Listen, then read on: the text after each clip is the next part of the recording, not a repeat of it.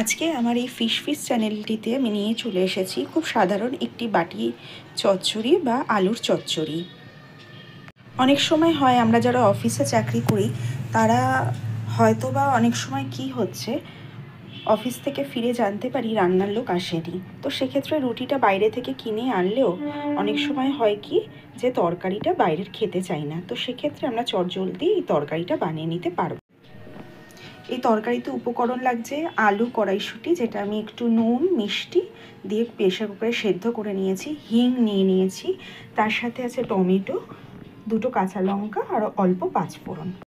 কড়াইয়ে খুব সামান্য দেখো সর্ষের তেল বসিয়ে দিয়েছি আমি, একটু গরম হলে আমি পাঁচফোড়নটা এর মধ্যে দিয়ে দেবো।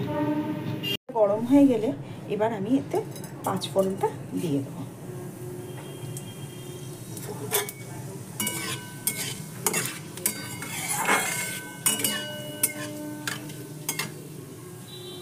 একটু নাড়াচাড়া করে ভালো করে ফোড়নের একটু গন্ধ বেরিয়ে আসলে তখন আমি টমেটোটাও দিয়ে দিচ্ছি।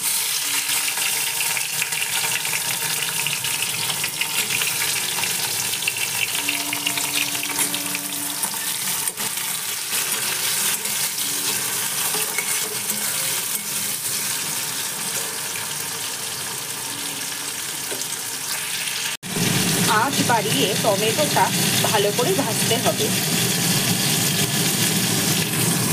দেখুন খুব সুন্দর করে ভেজে নিতে হবে।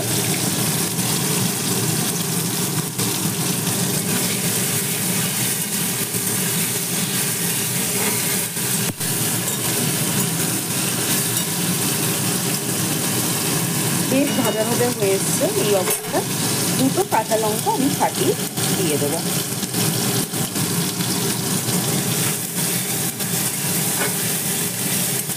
যে যেরকম ঝাল খান সেই রকম আপনারা কাঁচা লঙ্কা দিতে পারেন। টমেটোটা ভাজতে ভাজতে দেখুন পুরোপুরি প্রায় তেলের মধ্যে ঘেটে মিশে যাচ্ছে, মানে আমার টমেটো পুরোপুরি গলে এসেছে।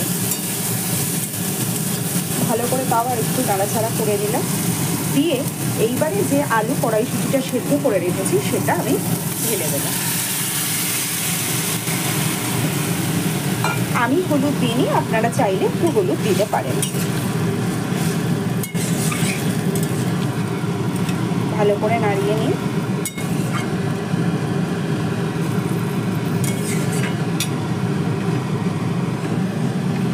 এই সময় একটু আঁচটা বাড়িয়ে দেবেন।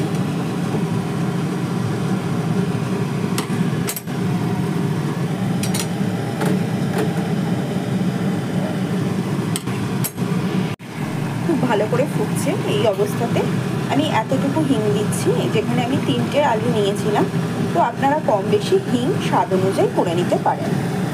হিংটা এবার মিশিয়ে দেবো।